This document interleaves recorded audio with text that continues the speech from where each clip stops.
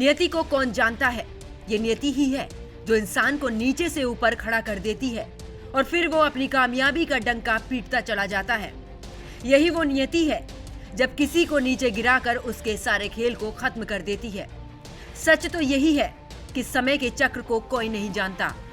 समय जब अनुकूल होता है तो एक मूर्ख भी ज्ञानी दिखता है, उसके हर चाल को दुनिया आदर्श मानती है। लेकिन जब समय विपरीत होता है तो उसकी सारी कलाई खुल जाती। और अडानी के साथ भी अभी 3 दिनों में जो होता दिख रहा है उससे साफ है कि नियति के चक्र से कोई नहीं बच सकता। अडानी पिछले 8 सालों में आगे बढ़े और दुनिया के शिखर पर पहुंच गए। पिछले दिनों उन्होंने प्रायोजित तरीके से कई मीडिया संस्थाओं को इंटरव्यू दिया और अपनी सफलता का राज बताया।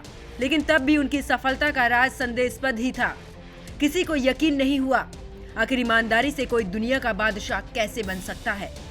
कॉरपोरेट की कहानी ही बेईमानी से शुरू होती है और बेईमानी पर खत्म।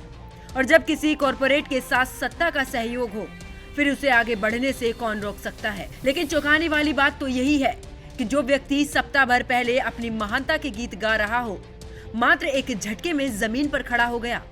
यही सबसे बड़ा सवाल है। बीते 3 दिनों से अडानी को 4,20,000 करोड़ का चपत लगा है। पहले वो दुनिया के सबसे अमीर तीसरे व्यक्ति के रूप में जाने जाते थे, अब 7वें स्थान पर आ गए हैं। अब यहाँ से आगे बढ़ना और भी मुश्किल होगा।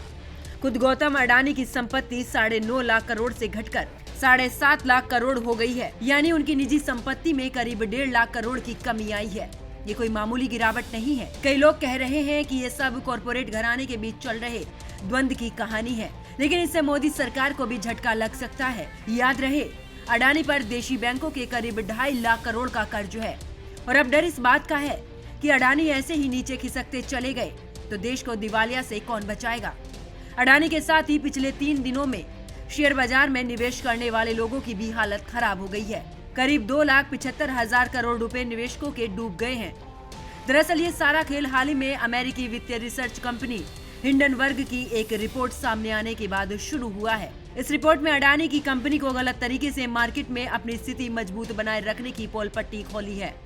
रिपोर्ट में कहा गया है कि अडानी का कारोबार झूठ और ठगी पर आधारित है और शेल कंपनियों के जरिए अडानी के शेयर बढ़ते रहे हैं। रिपोर्ट में कई और तरह के भी आरोप लगाए गए हैं। सबसे ज्यादा परेशानी तो इस बात को लेकर है कि जिन सरकारी बैंकों से कर्ज लेकर अडानी आगे बढ़ रहे हैं, कहीं इस बैंक का पैसा डूब गया तो देश का क्या होगा, देश की इकोनॉमी का क्या होगा।